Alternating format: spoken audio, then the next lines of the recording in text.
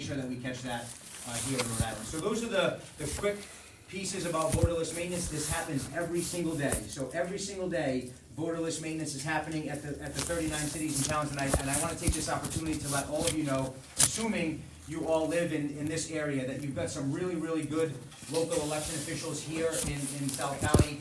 Erin Lease in Richmond, you've got Amy Weinrich in Charlestown, Marita Murray in Hopkinton, and wherever all of you are from, you've got excellent local election officials. And by the way, when we send this data to the cities and towns, we monitor it. Kathy leads the team that monitors it to make sure that they're not just receiving the information we give them, they're actually acting on it. So we oversee all of that to make sure that our voter rolls are as accurate as possible. So again, happy to answer any questions about voter list maintenance, but we wanted to start with these pieces of information because that has been most of the questions that have been asked so far in the 4 or 3 town halls that we've done already. So just to add on a little bit to that, there's the national change of address list that comes to us from the U.S. Postal Service. That doesn't capture everybody because it can change by household, but it does capture quite a few, and we can make adjustments on that. But I try to tell folks everywhere I go that, you know, if you update your own voter information, that helps us considerably.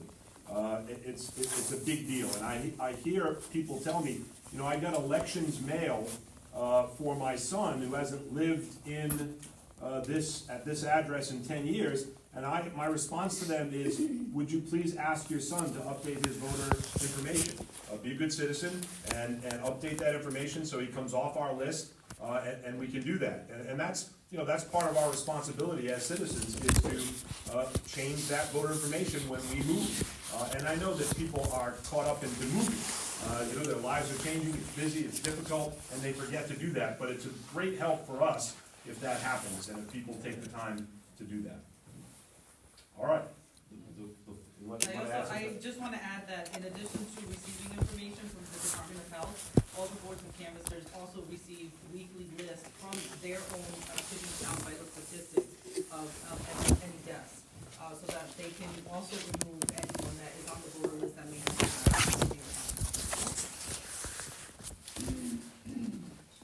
So on the ERIC data, do you share the information that you collect with ERIC with the counties downward, or is it only collected in the state level?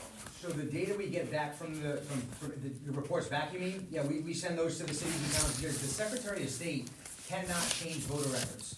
We can't touch a voter's record, so that all has to happen locally, so we send that information through our voter registration system. So it's not a print, we send it right through our CBRS, we call it, and the city or town will log in the morning and they'll see, I've got 6 folks who are deceased, and I've got to review that to make sure that they are deceased. I've got 14 new voters. I've got 2 felons that I have to remove from the list, and I've got 2 people I've got to restore to the list. All of that is on the dashboard when a city or town logs in every morning.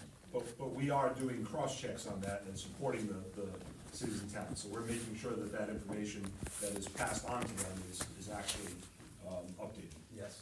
So it's follow-up. Yes, so we can log into all 39 towns and we can see, is East Providence not doing their work, is whoever, and we make sure that is happening, because not only, you know, the voters need to be notified, because whenever you move or change your address, you're gonna get something, and you change your party, you change your phone number, you're gonna get a letter from the town to make sure that it's accurate, and that follow-up letter is done so that if you get that letter and say, I didn't change my address, right, then you call the town hall, and there are a lot of people with the same name in Rhode Island, so we have that happen very rarely, but it happens. So yes, all of that happens, and there's a cross-check, and we monitor the cities and towns to make sure they're doing their job. Maybe back there first. How do you keep up with real-time data? My experiences within the state, where you have a very efficient system, where you're all ready to report the results of an election on the same day or the following day, and it's done. And then how do you go backwards? So I'll answer this the way I think your question is. So first off, the Board of Elections, the other state office than us, handles, you're talking about election results, right? Mm-hmm. So election results, the way they work in Rhode Island is that usually the Board of Election, at 8 o'clock when the polls close, is when the polling place results start getting sent to the Board of Elections. So usually by 8:30, I would say that 90% of the polling places in the state, the election day polling places, report the results. At the same time, they allow all of the early voting sites to report their results as well. So if you live in Richmond, for example, you can go to Richmond Town Hall on the 20 days before the election and you can vote early. Those tallies are sent on election day to the State Board of Elections. So those are the first two sets of results that you'll see on election night. So at 8:35, you go to the Board of Election site, you're gonna start seeing results on there from the election day sites and the early voting sites. And then the third and final piece of the results are the mail ballots. So because the mail ballots, there's a process to confirm mail ballots. So the Board of Elections on the 20th day before the election starts to certify mail ballots. They take the envelopes, they make sure that the signature on the envelopes matches the signature in the voter registration system. They then open that envelope and they get the ballot ready to be counted.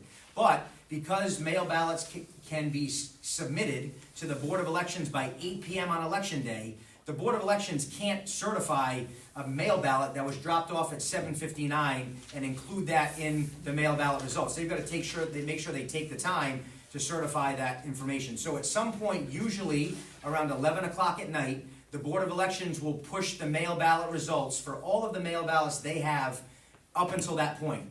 And we've asked them, because in previous elections, it hasn't been, to me, as clear as it should have been.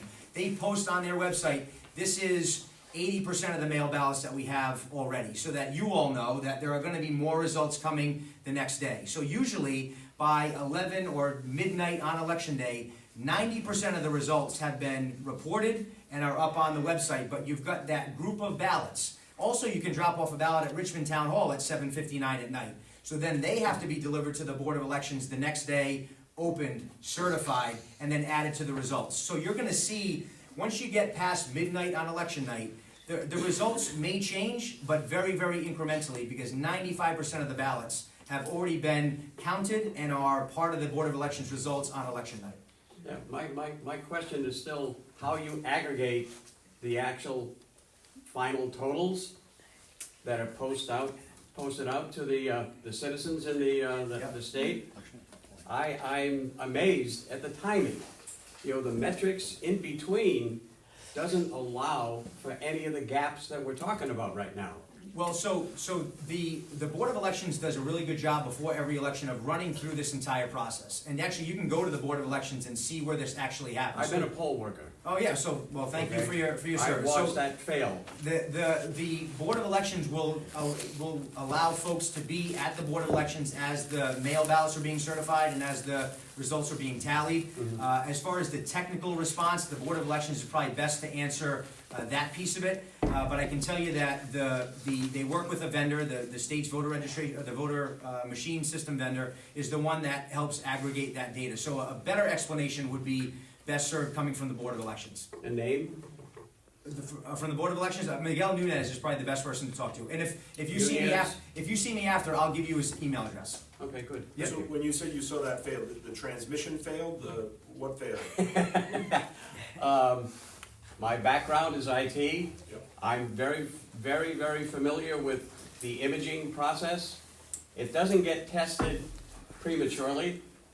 We walk into the polling station, everything is business as usual until you get to the end of the night and the machine fails and doesn't generate the closeout sequence. I'm told via the telephone after they verify that the machine is kind of flutes, we're all good. We have all the data. It's like, how do you do that? I know there is wireless connections from the polling center to another area. We're not privy to that information.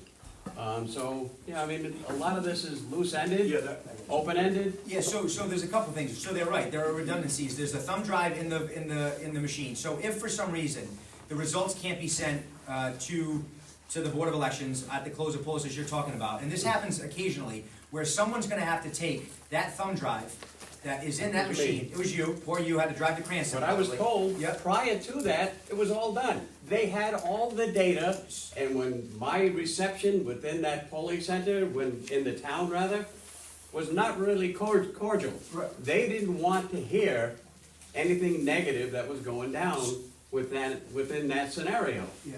You know, I mean, for me, as a person, right, I found it very unnerving. It was unsettling. I don't want to use the fear aspect of it, but I mean, you look at it just down the throat, knowing what my background is, and there's a lot of little loose-ended, pieces here that no one wants to tie back in. Right. So and just to be clear too, the redundancies that are in place, if for some reason there is a connection issue, that thumb drive will be taken to the Board of Elections. And also, the best part about all of this is that we've got the gold standard, those ballots are inside the machine. Yeah. They're inside the machine, and you pack them up at the end, you lock them up, you have people sign them, you bring them to the, so if there's ever an issue, and it happened, if anyone saw the time and failure, you saw this happen in Cranston, where they had to take the ballots out of the machine, bring them to the Board of Elections with a police escort, and they're counted in public in front of anybody who wants to see it, because of just that. We want to make sure there are redundancies in place. If something goes wrong, there's going to be a redundancy in place to make sure that it's rectified and that the correct tally is counted. And then finally, and I think one of the parts of the process that goes least noticed and least paid attention to is the risk limiting audit that happens after every election. So we have people that sit in a room like this, at a table right like this, and there are a stack of ballots on the table, and 2 people are looking at the ballot and how it's filled out. You all can do this if you want. You can volunteer. Volunteer for it. It's great. And so you have It's 2 also people. live stream. Yep, so if you can't make it, you can watch it, and people will manually count ballots to make sure that the ballots that are in front of them match the totals that were on the machine, to make sure that that it's called a risk limiting audit, to make sure that we can prove that the machines read the ballots the way voters intended them to. So you've got the 3 redundancies in the machine itself, and then after the election, the Board of Elections conducts the risk limiting audit within a week or 2 of the election, before the election certified. So the board is not gonna certify an election unless a risk limiting audit has taken place. And this doesn't help us today, but it comes to mind that one of these forums, we should ask the vendor and the Board of Elections to come and explain the functioning of the machines. Yeah, Projo was very, very good in terms of the example that you stated regarding Cranston. Mhm. You know, we got a close up and, personal kind of, look at it. Yeah, and so we'll do that.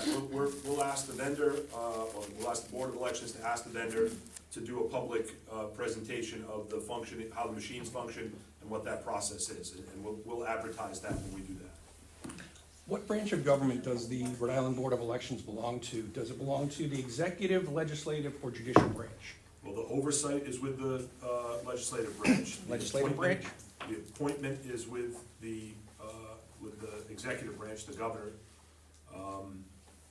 That's it. And just to It's a- follow- It's a creation of the General Assembly. So it's a creation of the General Assembly, It's and appointed- so the appointed and appointed approved. positions, and so you're saying, if I got you correctly, I just wanna make sure I'm correct. You have people that are being appointed by those who are elected to Right. oversee elections. Right. Do I have that correct? Yeah, you do. Okay, thank you. But just to, and not to push back on that, because that's correct. Right, But the terms are 9 years. okay, 9 So years, thank you. you're going beyond the age of who appointed you. Okay, all right, In many cases. all right. And so much like the federal judiciary works, you get this appointment, and you're there, whether that person who appointed you is there. Okay. How can that be changed? Just curious. The General Assembly created the Board of Elections, they can uncreate it or change it. Switching gears on you a little bit, one of the initiatives this year is same-day voting. I've gotten a lot of emails and questions about how we keep the integrity and the security of that. What's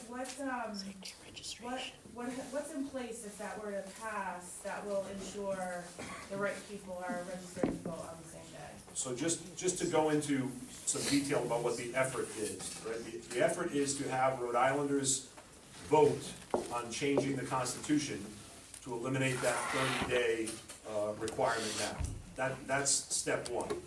Then the General Assembly would take up how to implement same-day voter registration or not. The statute would remain the same. The statute would be 30 days. So if the voters of Rhode Island decided to make us no longer an outlier, because we're an outlier,